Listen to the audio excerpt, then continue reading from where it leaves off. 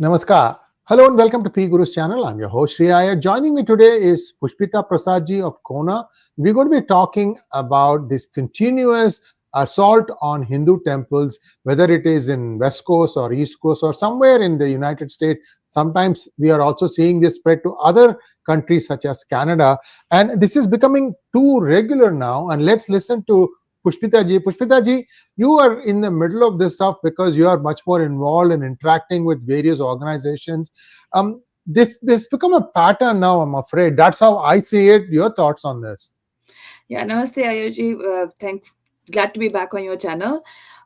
This is sort of breaking news. So obviously, I think I'm just responding as a community member who has been tackling this a lot. I think as we speak, BAPS is actually having a prayer meeting, and hopefully they will also give more detail on what happened. But for your audience's benefit, yesterday there was a more case of vandalization against a Hindu temple, this time in California. Many of you might know this temple. It's a very iconic temple. It's the biggest Hindu temple in California by BAPS. Beautiful place. I've been there. Many people must have been there. And, the usual anti-India slogans, anti-Modi slogans, but on a temple, right? And so this is, as you said, a pattern. Actually, yesterday, if I don't know if you can pull up our tweet, but yesterday we put out a tweet when this temple, when BAPS put out a statement about the violence against its temple, because we said this is horrible, but it's also very important to understand that this is not an isolated instance, right?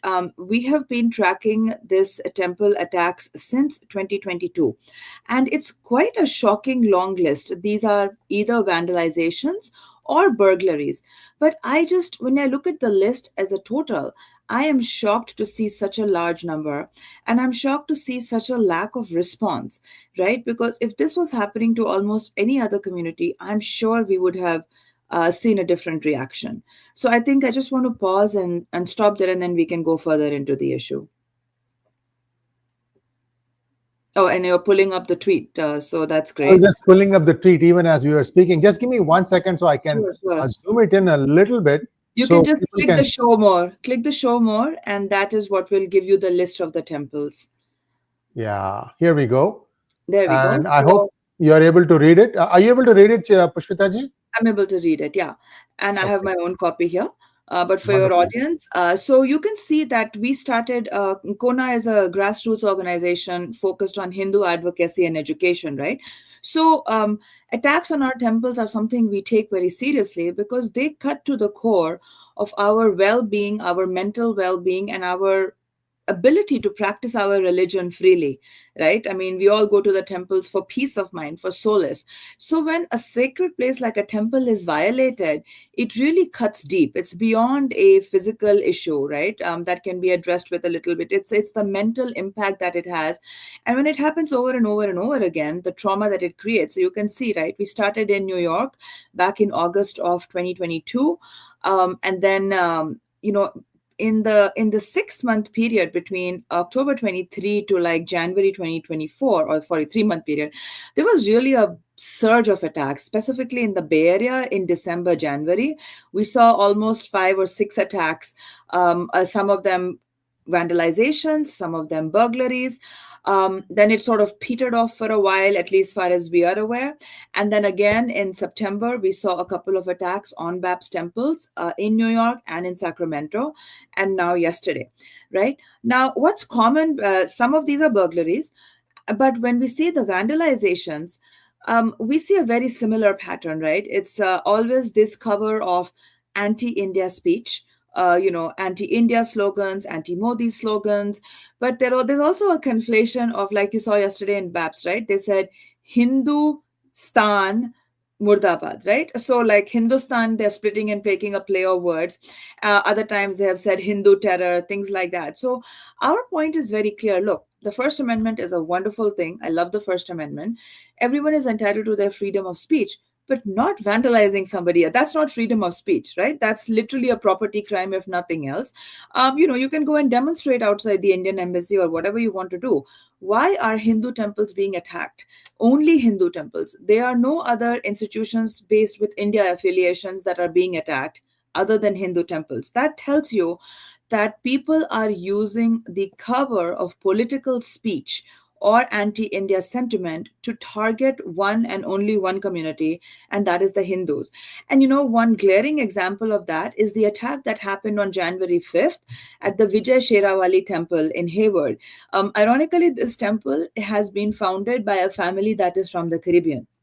So they moved over into the Caribbean. The man who founded it was born and brought up in San Francisco. So you are so many generations removed from India, yet you go after a Hindu temple founded by a family from Caribbean to express your anti-India sentiment. So I think the bigger point is to understand the holistic issue that we are looking at and really stop the misuse of freedom of speech and First Amendment to target a religion, right? Because this is not about political speech. You're welcome to go and demonstrate outside the Indian embassy or wherever you want to do, but they don't do that. They come and very specifically target a temple. And that's anti Hindu hate, that's Hindu phobia, plain and simple. I couldn't agree with you more. See, in all these things, one thing I have noticed is I have rarely seen any closure statement from the police department of that concerned area. I mean, they sometimes they'll give you a press release saying that we are investigating, we have taken one person into custody. But what happened after that? Did that person get the jail sentencing, or what exactly? That closure is something that we are missing again and again. And this is very sad. Pushpita ji, I'm not going to pull any punches here. I'm telling the thing as is. Many police departments in many cities in California, at least I can tell this, they are under reporting crime to make it look like that city is safe. And it is not. Please do disabuse yourself of this. Viewers, I'm really, really disappointed with many police department chiefs. Many of them, I even know them personally. But take this thing. The people know that something has gone wrong, yet you are under-reporting it. That does not bode well for the future of the community, because it's like Pushpita ji said, it's always just one community. Why aren't other religious organizations being targeted? I'm not saying they should target them, but what I'm saying is it's a selective application of freedom of speech. This is not freedom of speech. Not at all. I'm sure Pushpita ji, just give another day or two, a video will surface of some rascal, some scoundrel putting the actual defacing job just to claim credit. Right. Look, I mean, again, there are always bad elements in a world, right? And I think, yes, I'm also very disappointed with the lack of prosecution, right? I think the only case that actually where somebody was prosecuted was the first one in New York. That actually went somewhere. There's also, it got a little murky as time went by. But yeah, I think this is one of the big issues is there seems to be no consequence. This seems to be a community that you can attack with impunity and get away. Sometimes depending on what each temple does, there is a cycle of outrage that lasts from a few days to a few weeks, and then people sort of move on. And that's really sad, right? And you talked about underreporting. I also want to say this list that I shared, I know it's underreporting. I know there are other temples that have been targeted, but quite literally, in some cases, the temple said, "Look, if you put my name, I'll deny it ever happened." So fine, we're like, well, if you're going to deny it happened, why should we put your name? So even the temples are themselves underreporting sometimes because they are terrified. They don't want to draw attention to themselves. They just, they're kind of hoping to weather the storm. I'm not going to judge them what they're doing or what they're not, but I'm just like, we are just kind of reporting the facts and recording the facts and trying to make people aware, because this is more than just the temple, right? I mean, the temple can take security measures, but what can a average devotee who goes there do? I've heard from so many people now who have said that they have actually curtailed their visits to the temple, specifically if they have young kids, if they have old parents, because the fear is, what happens if something happens while you're there or you're entering the temple? Like, how can you guarantee the safety for yourself or for your vulnerable kids or parents, right? So that's why I say that this is now starting to impact freedom of religion, because if you are starting to think about the issue, should I go to a temple or not for reasons of your own personal convenience, but for reasons of safety, then that's definitely also a First Amendment issue, because freedom of religion is one of our basic guarantees. And what does freedom of religion mean if your place of worship is no longer a place of solace, but is constantly being targeted and you don't know where the next attack will come? Yes, indeed. And I really, really would like this incident to be taken seriously and the perpetrators to be caught. And see, the thing is, they'll say, okay, what do somebody has this, what do you call that tool? The one that we have for making, graffiti, and you can buy it in any store. You just came and did it. It's a moment of temporary insanity. All they have good words to explain what they're doing. Look, that's not the point. This is done with intent, and that's the intent that needs to be stopped. That's what we are looking for.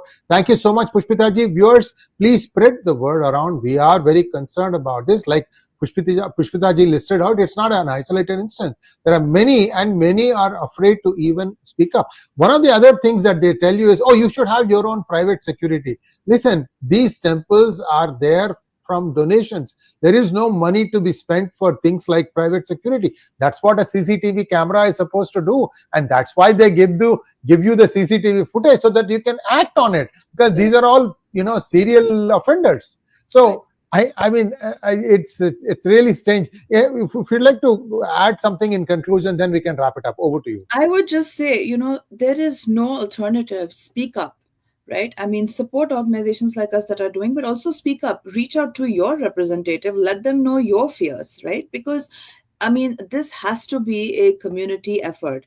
The temples have to do one part, but we all have a responsibility in this. So, think of what Krishna said. You have to fight the battle.